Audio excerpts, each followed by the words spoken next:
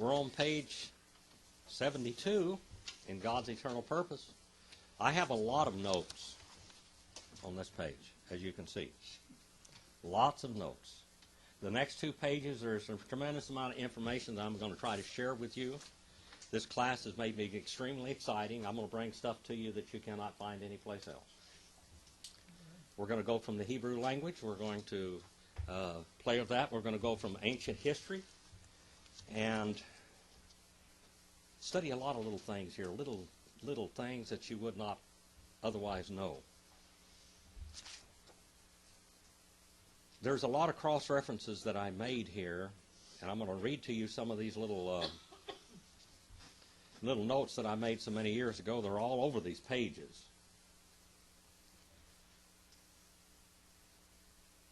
There is therefore recognized, James Orr said in Scripture, a national and universal kingdom or dominion of God embracing all objects, persons, and events, all doings of individuals and nations, all operations and changes of nature and history, absolutely without exception. That includes the nation of Israel. God always, the world is centered on Israel. That's as simple as that. Israel is the apple of God's eye, even though they are totally out of his, what we call out of his dominion today. As far as they're concerned, they don't want to have anything to do with the Jesus of the Bible. But God still is leading them. He dispersed them during this period of time right here. After the cross, they were dispersed. They were going out into the world. They went everywhere. They were sold as slaves so cheap that sometimes they wouldn't feed them. You worked them until they died of starvation because it was cheaper to buy another one than feed them. Now, can you imagine that? They were sold and dispersed throughout all the world. Another writer once said that the devil is not going to outdo God in any way. There will be more people in heaven than there will be on hell. Muhammad, in his demented ideas, said that God was going to absolute fill hell with humans and demons. He's going to fill hell with humans and demons. God's purpose is not to fill hell with one person. I want you to understand that. God's purpose is not to put one man in hell, because Jesus Christ died for all men. All man.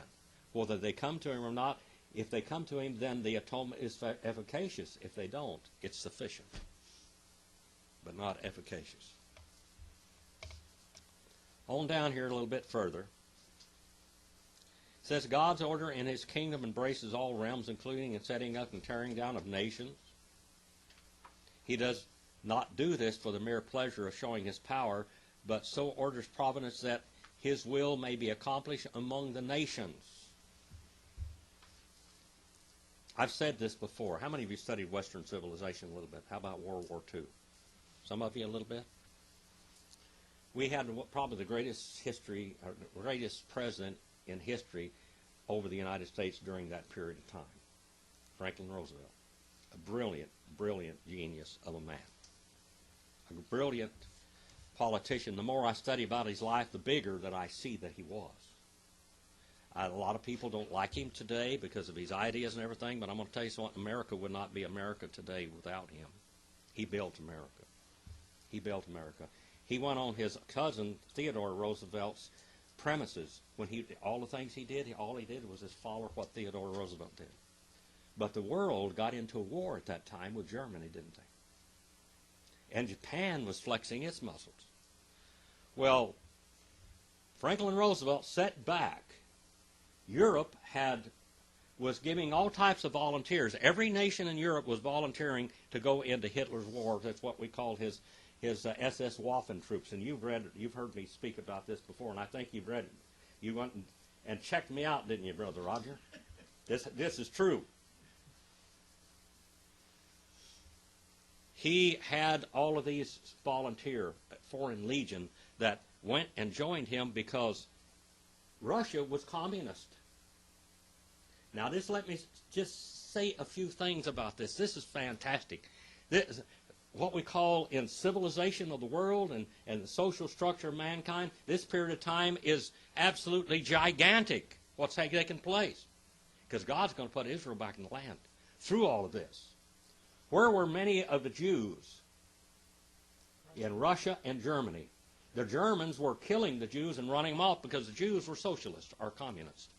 Okay? Hitler hated communism. Communism tried to get a foot into Germany, and he ran it off. And he started his 1,000-year reign or Reich. Okay? Well, they went to Russia.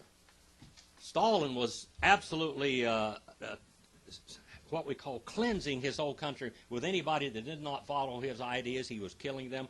All of his people, warriors and generals from World War I, he completely killed them all. Genocide with them.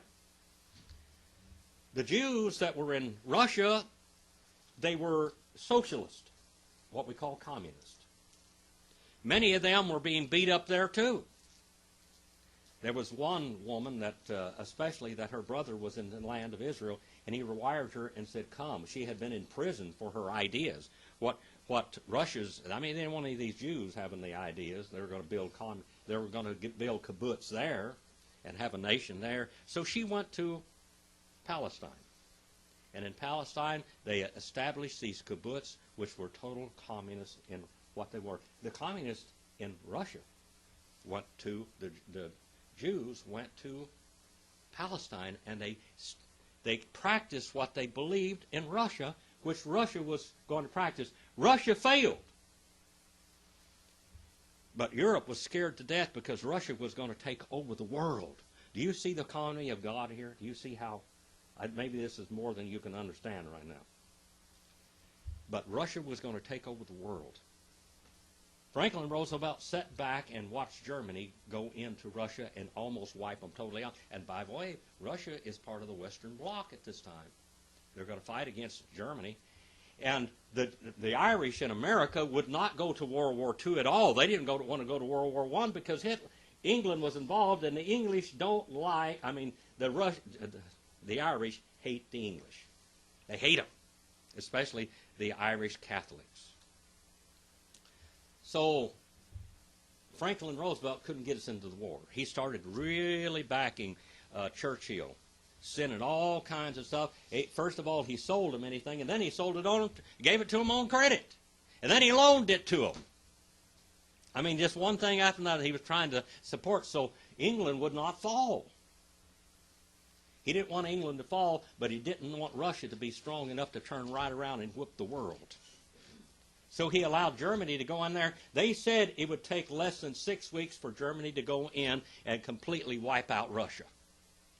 They had the war machines. Russia, half of their, most of the warriors, most of their generals were killed by Stalin. So he had to start all over again with his communist idea. Anybody that didn't believe like him was a dead man. That's just the way it was. Well, he sat back and sat back and sat back, and finally Russia lost millions of people. And finally, he knew that Japan was going to bomb Pearl Harbor, but he let it happen. He let it happen. He allowed it to happen. Because he knew that if Japan bombed Pearl Harbor, that he'd have an excuse to get into the war with Japan. And old Khrushchev saying, quit it, quit it, quit it. We don't need to fight them too. Leave them alone. But once Japan bombed Pearl Harbor and he declared war on Japan, then Hitler declared war on us, and we were in the war. And all of that waiting back. Finally, when Russia went in and we took Berlin with Russia, when the Russians got Berlin, they turned around and started firing on American troops. Now we have the Cold War started before World War II is even over. Russia was going to do this. She was going to take over the world. And some of those Russian SS Waffen, his Foreign Legion, they fought to the last man because they didn't want Russia taking over Europe with communism. look what happened anyway. Do you think old Franklin Roosevelt, you see how smart he was and what he did now? That was quite a logic that he was using. But all of this is within this. Do you understand that? Within this. God allowed that man to be elected 4 times in the United States to bring about what he did. He allowed Hitler to come on. He allowed Stalin to come along. Stalin came along to run Israel back to Palestine. Do you understand that? They got the ideas, the way that they built Palestine was through communism. Those kibbutz, those people gave generations of their life without any personal income at all to build that nation. Do you realize what happened here with God's, what we call his permissive will, and yet his eternal purpose? Now that's just a little bit in history. I don't know, maybe it went over your head, maybe it did not, but I'm telling you, that is wonderful. I see the hand of God and everything. Have you seen the hand of God in your life? Some of you have pretty young lives. How did you get where you are, Emma? How did you get here today? How did you get here today? How did you get here today? Do you see how God can touch your life, touch generations of people? He increases the nations and destroys them. He enlarges the nations and straightens them again. Job 12:23. That's the oldest book in the Bible, by the way, Job. Let every soul be subject unto higher powers. There is no power but of God, and the powers that are ordained of God. Now, I wrote a little translation of that someplace here. Let be subject every living soul to the superior authorities, for not is authority except by under God. Moreover, the existing ones, having been ordained, are by under of God. Everything that comes about in this world is in God's plan. God, not everything that happens in our lives is God's plan for our lives. God has plans for your life. Sometimes you can see it, and sometimes they just scrambled like you threw them in one of these mixers. What do you call those things you put stuff in and turn it on? Blender. Our life just goes into a blender and blah. But God can pour it back out and it can come back together again. Like the resurrection, the Anastasia. Huh? Like the Terminator. Yeah. I don't know anything about those things. We have 3 races of man. The Mongoloid, the Caucasoid, and the Negroid, or Ham, Shem, and Japheth. After the Tower of Babel, Genesis 11. Now you can go to page 48 of Eternity to Eternity by Eric Sauer, which is around here someplace. Right here. And you can read more about that if you want to do this. So I'm letting you cross-reference if you want to read a little bit more about this. The races of man. After the power of Babel in Genesis 11, the shame of Noah, climaxed by his sin of Ham, and definite pattern for the races appears in the 3 sons of Noah, Shem, Ham, and Japheth, and they became the representatives of the heads of the races. Now let me tell you this. When you think about Shem, I want you to think spirit. Spirit. Spirit. What was Shem's whole design in the human race? What was it, Brother Ray? Shem was to do what? What's Shem mean there, Chris? It was the spiritual leader. Name or monument. Yeah. Through Shem, God would be brought. The announcement of the cross, all the spiritual things in the world would come through Shem. And then we have Ham.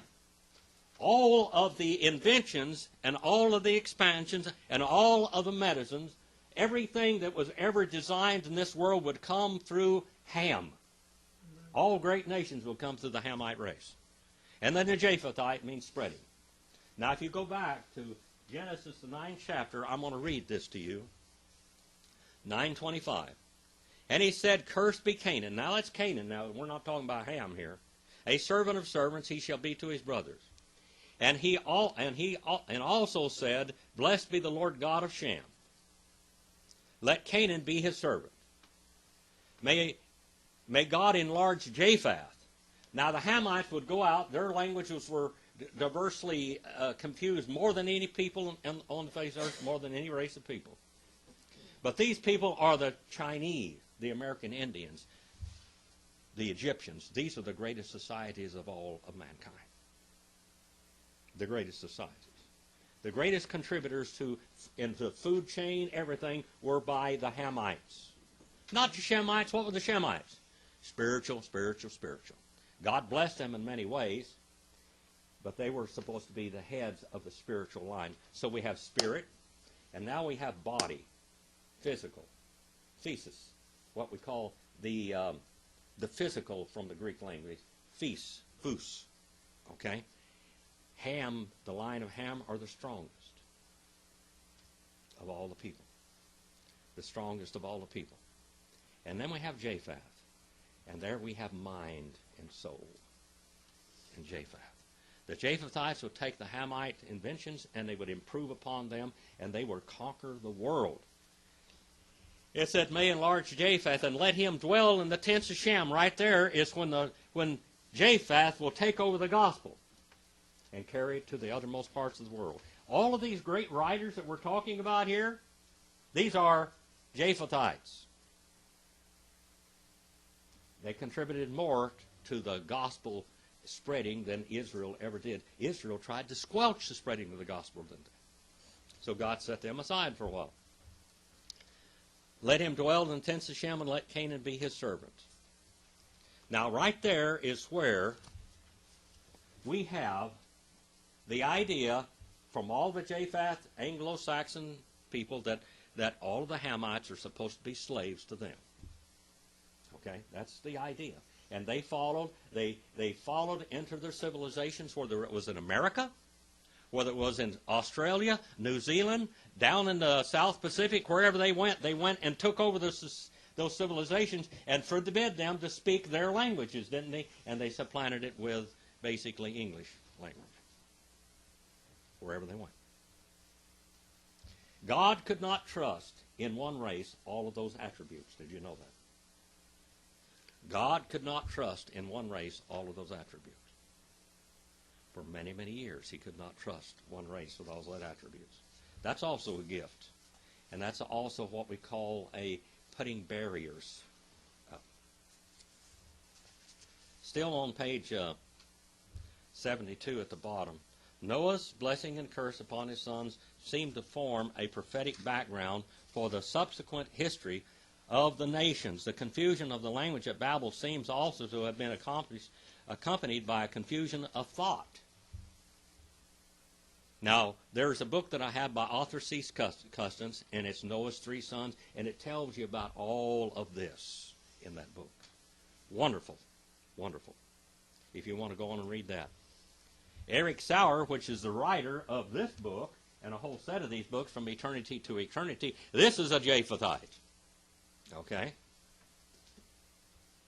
Eric Sauer expresses it thus: the origin of the language in which Adam in paradise had named all the animals, Genesis 2 and 20, was as it were a great mirror in which the whole of nature was accurately reflected, but now God shattered that mirror, and each people retained only a fragment of it.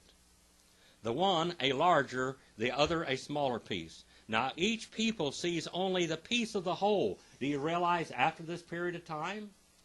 This is after that when Noah was born, then what? Ham, Shem, and Japheth will people the world. But never the whole complete. Therefore also the conceptions of the nations in reference to religion and philosophy and art and science and history vary so strongly from one another, and indeed often amount to a mutual contradiction of things. It was through the sons of Shem that a people came whom God chose to be his national people. God has only had one nation. It is not America. So sadly to speak, it's not America. It's what? Israel. That's his only nation. Every other nation has risen and fallen to supplant and to help support Israel.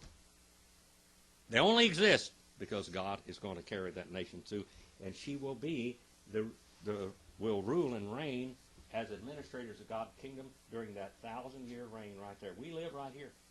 We're getting close to it, aren't we? Is that exciting?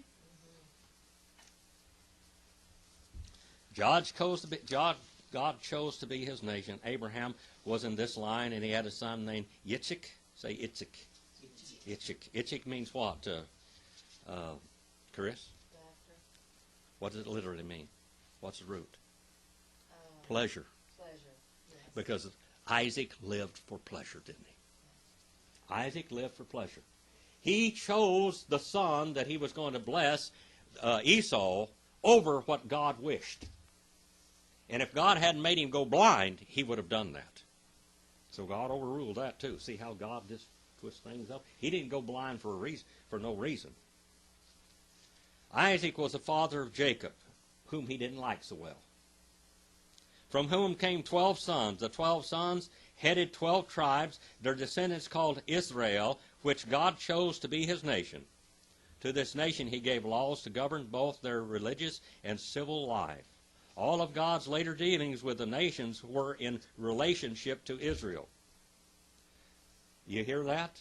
All of God's later dealings with the nations, all nations, were in relationship to Israel. What do you do with Israel? I told to tell you what, you may not like what she's doing, but you better not stand in her way. That's all I can say to you. She may be ungodly. She may be doing all kinds of ungodly things, but don't stand in her way. That's God's people, even if they're not God's right now.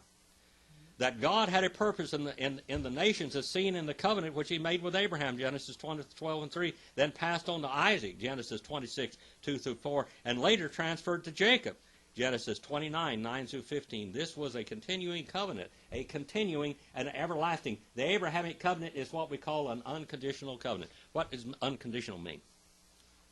It doesn't have anything to do with you, Emma. Peyton? Unconditional covenant. That's the covenant of salvation. That's unconditional. You know, when you want to repent of your sins and call upon God to save your soul, and you trust Jesus Christ as your Savior, you're not your own from now on. You may go out and do anything you want to in the world, but every time you do, God's going to whack you and whack you back in line. Genesis 28:9-15. This was a continuing covenant. If there were no external, or no eternal, that is, application of the inferences, therein why the consistent renewal and reminder. In the account of the selling of Joseph into Egypt and his rise to prominence, there is another illustration, page 74, of how God carries out his purposes. It was Joseph's brethren who sold him to a band of wandering traders, Genesis 37. Now let's go to the book of Genesis, and we're going to look at some things. Genesis 37.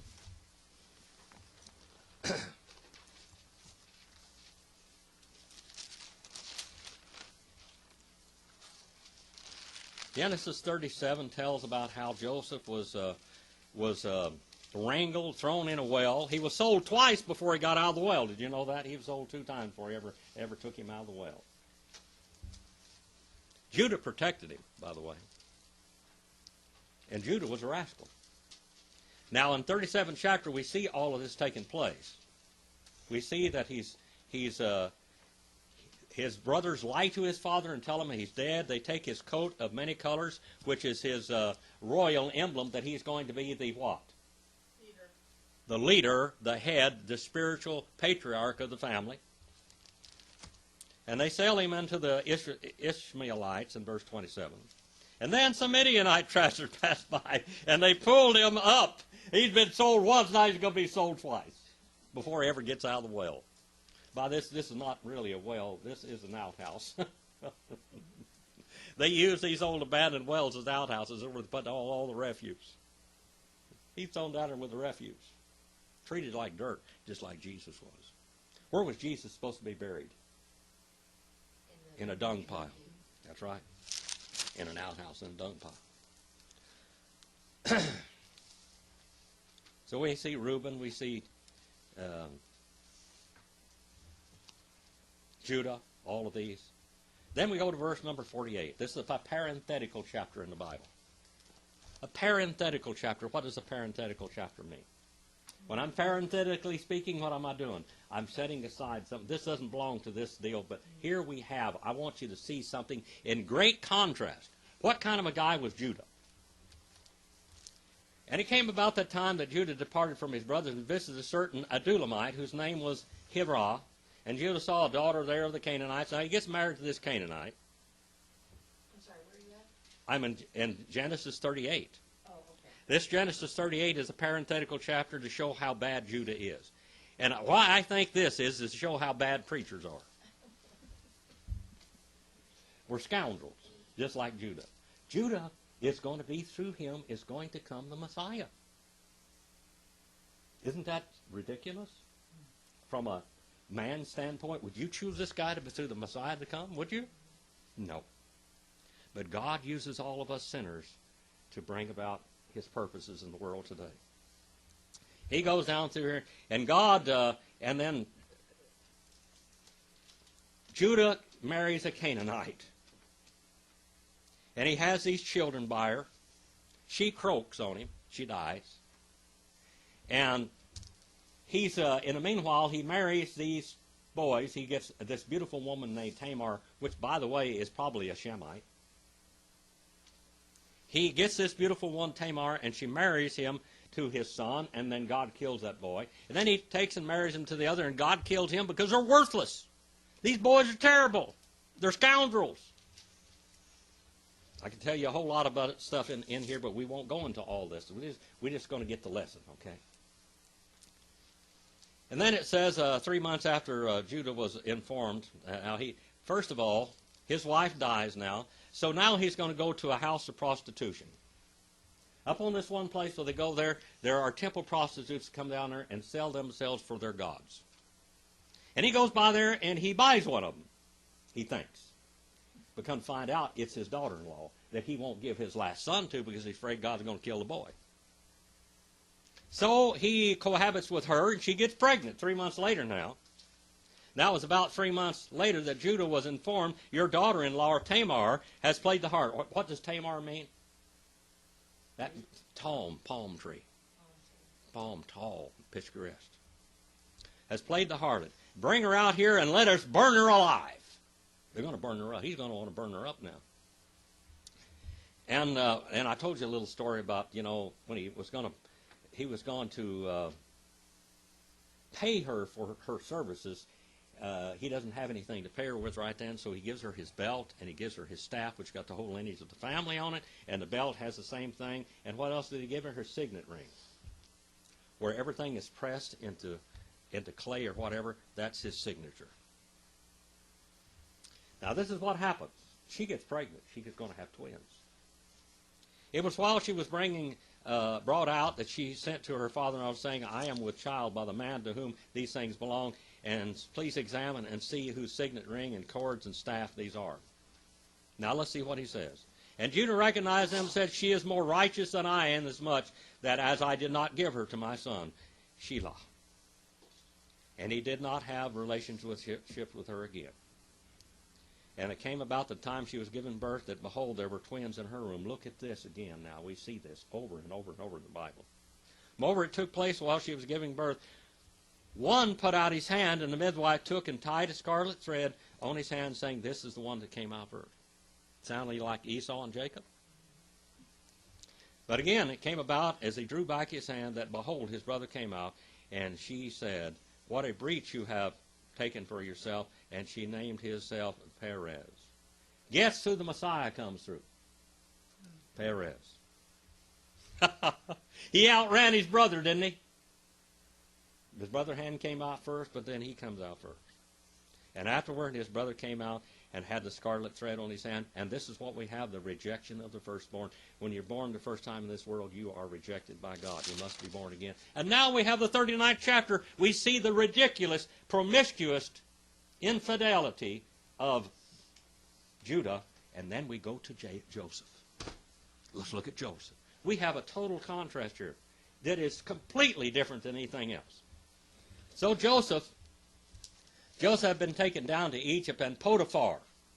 Let me read this to you from Hebrew. By the way, here is this is a historical book. It is not inspired, but it goes back all the way to Genesis and Exodus, and it tells a lot about this story we're talking about right now. We get a lot of evidence, historical evidence, that you're not going to get anyplace else. The names of Jannes and Jambres that Paul writes down in 2 Timothy, the 3rd chapter, he gets from this book. This is where it comes from. A lot of things come from this book. So, and here is the story right here. There's Potiphar, Potiphar's wife, and it tells her name. In the Bible, it does not tell the name of many of the patriarchs and everything, but in here it tells who their names were and where they came from and how old they were when they got married to this. Where Noah's wife came from. Naaman. It's her name. You don't find that in the Bible, but here it tells you the name and tells how old she was when he married her. Now let's go over here in Hebrew and let's look and see what it says.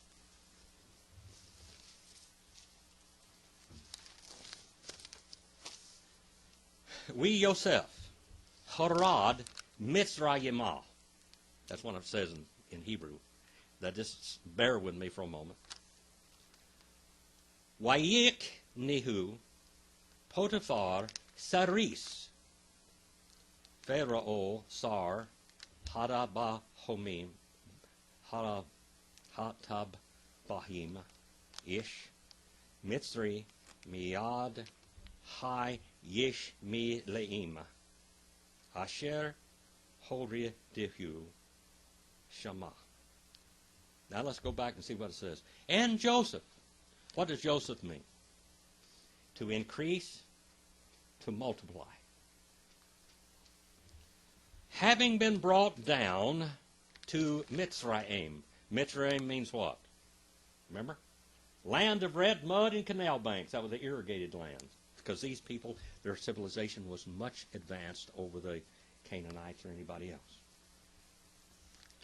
And he brought out Potiphar, a Saris, Samek, Resh, Yod, Samek. What's a Charis there, Brother Roger? It calls him what? What's it call him in translation?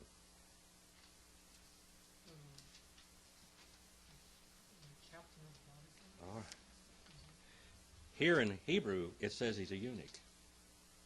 He's a eunuch. He's emasculated. He's a eunuch. It says something else in the translation, but here in this language it says he's a eunuch. He's a eunuch belonging to Pharaoh.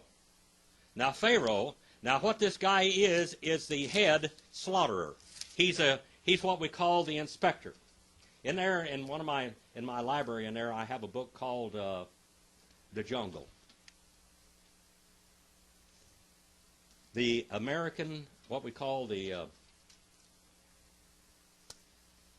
American Food and Drug Administration. Teddy Roosevelt started that after he read that book, The Jungle. He didn't believe it, but he went and checked it out, and the guy was telling the truth. And there's where we've got the American Food and Drug Administration. Now, this guy is the head of the Egyptian Food and Drug Administration, right here. The Pharaoh, somebody's always trying to kill the Pharaoh. Somebody's always trying to poison him or something. So this guy, he goes out and he makes sure that all the animals are slaughtered correctly. They say he's a chief executioner. He's the head of all the slaughtering of the animals to make sure that they're well. How would you like to buy a sick pig or a sick cow and then eat it with some kind of a bad disease that's passed on to you? So he would go and inspect all these animals. He's like the Food and Drug Administration of Egypt. And he's a eunuch because Pharaoh wouldn't trust anybody but eunuchs to be around his women. Okay? But this guy is so important that he gets a wife for what we call decoration. For decoration. Basically for decoration. In Genesis 39 and verse 7, now the book of Jasher tells what her name is. Her name is Zuleika. Zuleika means brilliant. It means lovely. In Arabic, it means beautiful. Zuleika. Well, Zuleika is a beautiful woman. But she's just for decoration in the house of Potiphar. So now let's look and see what happens here. The officer of Pharaoh, the captain of the bodyguard, we see the officer there, means the eunuch of Pharaoh. The captain of the bodyguard, this is all not translated correctly. We have the head of the USDA, Department of Agriculture. We have the guy that is going to check all of these animals out before they're slaughtered and before they're eaten. And the Lord was with Joseph, so he became a successful man. And he was in the house of his master, the Egyptian, and how the Lord caused all that he had to prosper. What does Joseph's name mean? To increase and to prosper and to multiply. So Joseph found favor in the sight and became his personal servant, and he made him overseer over his whole house and all that he owned in the charge. And it came about from that time on that he made him overseer in the house and that all that he owned, and the Lord blessed the Egyptian's house because of Joseph. Thus the Lord's blessing was upon all that he owned in the house and in the field. So he left everything he owned to Joseph's charge, and with him and around he did not concern himself about anything except the food which he ate. Who took care of the food which he ate? Potiphar, the head butcher, the food inspector. Now Joseph was handsome in form and appearance. And it came about after these events that his master's wife looked upon him with desire, and she said, "Come and lie with me." Now, she has a husband, but she really has no husband. So she's really infatuated with Joseph. She just falls head over heels in love with Joseph. But he refused. He kept on refusing. And he said to his master's wife, "Behold, with me around, my master does not concern himself with anything in the house. He has put all things that he owns in my charge, and there is not one greater in the house than I, and he has withheld nothing from me except you, because you are his wife. How then should I do this great evil and sin against God?" And it came about, as he spoke to Joseph day after day, as she spoke to Joseph day after day, that he did not listen to her. He kept on not listening to her, to lie beside her and be with her. Now it happened that one day he went into the house and to his work, and none of the men in the household was there inside. And she caught him by the garment. "Come and lie with me." And he left his garment in her hand and fled and went outside. And she saw that he had left his garment in her hand and fled outside, and she called to the men of the household and said to them, "See, he has brought this Hebrew to us to make sport of us. And he came into me to lie with me, and I screamed." This is totally a lie, isn't it? She's mad. She's mad at him. And he left his garment. He's mad. Now what happens? What happened in the previous chapter? We see how bad Judah is, and we're going to see how good Joseph is. Now, Judah, when he was looking for a woman, wasn't he? He was out looking for one. Joseph went into Egypt not looking for a woman. Now, they could be pretty women, down in Egypt, like Emma there and like Peyton. Beautiful women all over the place. But he wasn't interested in them, was he? He's just doing his job. And Satan gets in there and gets in this woman and drives her after him with a tremendous passion. And Joseph does what? He goes the other way. He still takes heed to what he's there for. And he will not humiliate his master. So that's the whole story there in Genesis 37. We have a contrast between Judah and we have a contrast between Joseph. Joseph is a type of what in the Bible?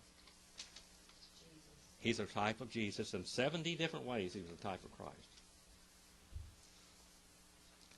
In page number 74, the Midianites took him to Egypt, where he was sold to Potiphar, the Pharaoh's what?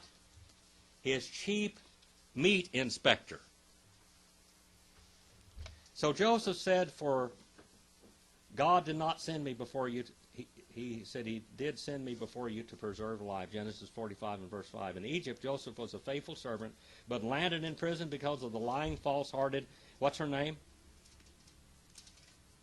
Zuleika, which means what? Zuleika. What does Zuleika mean? You remember, Peyton? Beautiful, lovely, smart, intelligent. That's what she was. And after many years in prison, God caused him to be brought out and given honors and raised into position second only to Pharaoh in Egypt. Actually, he was over Pharaoh in all reality, because Pharaoh didn't do anything without asking Joseph. Except for the grace of God and his purpose with the nation represented in Joseph, the rise to fame in Egypt could never have been happened. How marvelously illustrated is the providence of God. Do you see how God works? You looked in the modern times, we talked about Russia, we talked about Germany, we talked about America.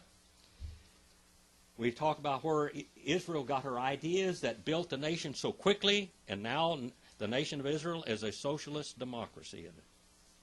Highest taxes in the world. The most threatened nation that has ever been existed, and yet they're there in spite of all of this. How marvelously illustrated is the providence of God as he overrules the wicked acts of men and bends all things to his own will and purpose. God was not the author of wickedness of Joseph's brothers, nor of Judah, was he? But he so timed events providentially, guiding the wandering band of Midianites, so that they happened by exactly the right time. He was sold twice before he's taken out of the outhouse. From the little handful of men going down into Egypt, Genesis 46, some 70 in number, there came out of a short time later 2 million or more people. This is amazing when the hardships heaped upon them for the purpose of their destruction is considered. It is difficult to arrive at a definite figure at the actual number of years spent by this people in Egypt. Remember I told you about people has exacting chronologies? How exacting are those chronologies, Brother Roger? A little mixed up. They're a little bit mixed up. This writer here tells you we don't know exactly the amount of years. It was 400 plus years. Actually, a number of years spent in this people in Egypt. Exodus 12:40 says 430 years. But when the sojourn of the forefathers of these people after Abraham entered Canaan is considered, it cuts the time down. Some authorities believe that the time would have been about 215 years. The Septuagint renders it thus, this verse thus: the sojourning of the children of their fathers which they sojourned in the land of Canaan, in the land of Egypt. The persecution and affliction in Egypt caused this great people to cry to God. Exodus 33:9, 3 and 9. Thus God began to use even wicked nations to chasten his people and bring them into submission to him. Do you see what happened in the last 150 years? God drove them out of all the nations where they were and brought them back in their own land.